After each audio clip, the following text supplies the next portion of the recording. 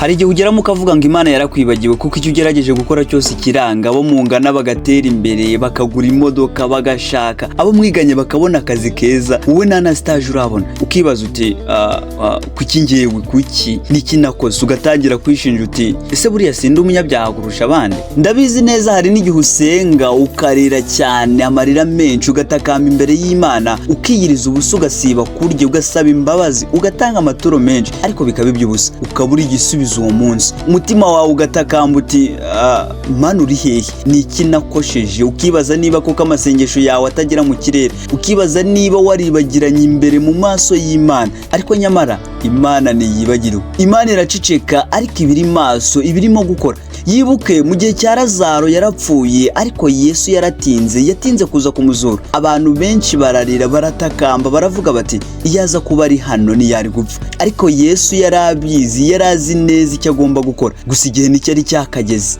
Ushobora kubusenga ariko Imana irimo kugutegurira ibisubizo bikomeye imbere yawe kuruta ibyo wayisabye uyu munsi. Hari igihe Imana itinda kuguha ibisubizo neza igira ngo igutegurire ibyiza kuruta ibyo wowe urimo kuyisaba uyu munsi. Humura rero nuri wenyine, komera kandi ukomeze. Ndabizi ushobora kumwira uti byihorere, igihe nasenze ni cyinshi, iki kibazo nyimaranye igihe kirekire, ubu bushomeri ndimo sinzi ko buzarangira, sinzi ko nzabona amafaranga, sinzi ndabona ibintu binkomereye. Ariko reka nkubwire ikintu wakora igihe usenga nusubizwe. Komeza kwizera nubwo byose bisa nkaho bigeze ku iherezo. Imana yacu ni Imana y'iminota ya nyuma, ntabwo ikorera kuri biracitse, oya, na nyuma ya zero irakora. Irinde guhangayika, Imana irabizi, irabibona kandi irateganya igihe cyayo. Nitwirukanke dushaka ibisubizo byihuse aho bitari. Senga ugira umutima ushikamye, nusenge gusa kuko ushaka ibisubizo by'ako kanya, ahubwo senga ushaka kureba Imana ubwayo. Ibuka ko no mu gihe cyo guceceka kwayo ari igisubizo. Hari ibyo gutegurira mbere yo kukuzanira ibyo wayisabye wowe ubwawe. Ndabize ejo hashize warareze, ejo bundi waringinze, warapfukamye urasenga, uyibwira ibibazo byawe, wibwira uti Imana iri kubireba, Imana iri kubyumva. Ariko hashize icyumweru, hashize ukwezi, hashize amezi, na n'ubu utarasubizwa. Wibwira uti Imana yaracecetse. Nuko umutima wawe utangira kwibaza uti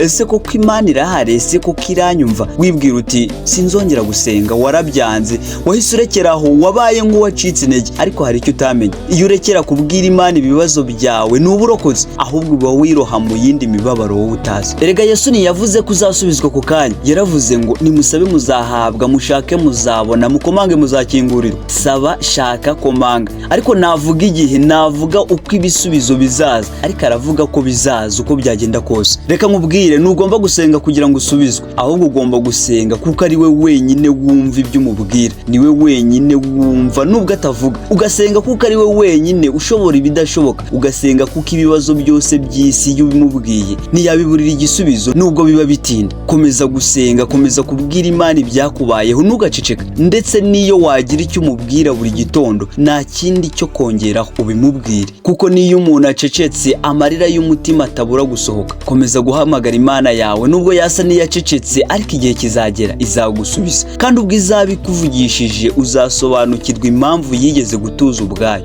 Hari igihe wicara wenyine ugatega amatwi, ariko igisubizo ntikizi. Ukumva ari wowe usigaye mu bantu mungana, mu bantu mwakoranye, mu bantu mwiganye, abo mwari mufite inzozi zimwe. Wumva nta mpamvu yo gukomeza gusenga kuko igihe kigeze, ariko igisubizo kitaraza. Ariko ngwino nkwibutse, igihe cy'Imana si igihe cy'abantu. Wowe ushaka uyu munsi, ariko Imana yireba ejo. Wowe ubara imyaka, ariko Imana ibara ubuzima. Wowe ureba ibyo utunze, ariko Imana ireba uwo uriwe. Yibuka Yosefu, umugabo w'indahemuka, ibyamubayeho byari bibi cyane, byari umwanda, it's a mess. Yajugunywe mu kidendezi, aragurishwa nk'imbwa, afungwa ataracumuye. Imyaka myinshi irashira, ariko igihe cy'Imana kigeze, arakanguka avuye mu nzu y'imbohe, ajya ku ntebe y'icyubahiro. Igihe cy'Imana iyo kigeze kiraturika nk'inkuba, kiza kinyujijwe mu nzira utari witeze. Niba uri mu gihe kirekire cyo gutegereza, ntutekereze ko Imana yagutaye, oya, uri mu mezi yo gutwita igisubizo gikomeye. Iyi Imana itinze si uko yibagiwe, ni uko igisubizo igitegurira kuba igitangaza. Ntuhagarike gusenga, ntuhagarike kwizera, ntuhagarike gutegereza. Hari igihe Imana itemera ko umuntu mukomezanya urugendo kuko izi neza ko imbere hazabamo ibibazo, hazabamo ibyago utari witeze. Hari igihe Imana ituma utandukana n'uwo wakundaga, hari igihe Imana ituma itandukana n'inshuti kuko uzi neza ko imbere bitazagenda neza. Hari igihe Imana ikurinda gukomeza urugendo rutari urwawe kugira ngo utazagera kure Imana itaguhaye. Hari imiryango Imana ifunga imbere yawe si ukubera ko itagukunda, ahubwo ni ukukurinda kugwa aho utari ubizi. Wibuke Eliya yicaye munsi y'igiti cy'urumuri ataka cyane, yumvaga ko byarangiye kuko ibyo yakundaga byose byari byamunaniye, ariko Imana imwoherereza umumarayika aramubwira ati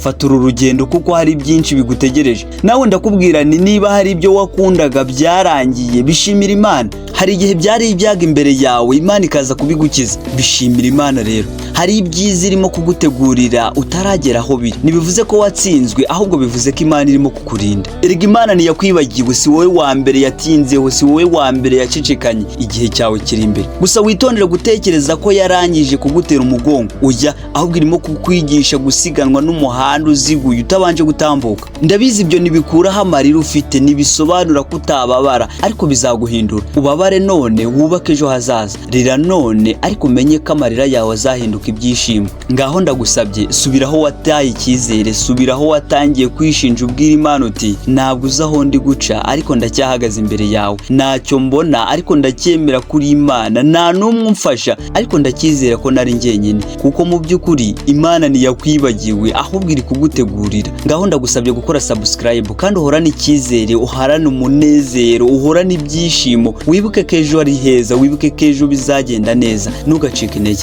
Rwanda Event TV, isomo ry'ubuzima. Ndabakunda, mugire amahoro n'amafaranga, muragahorana Imana mu bitekerezo.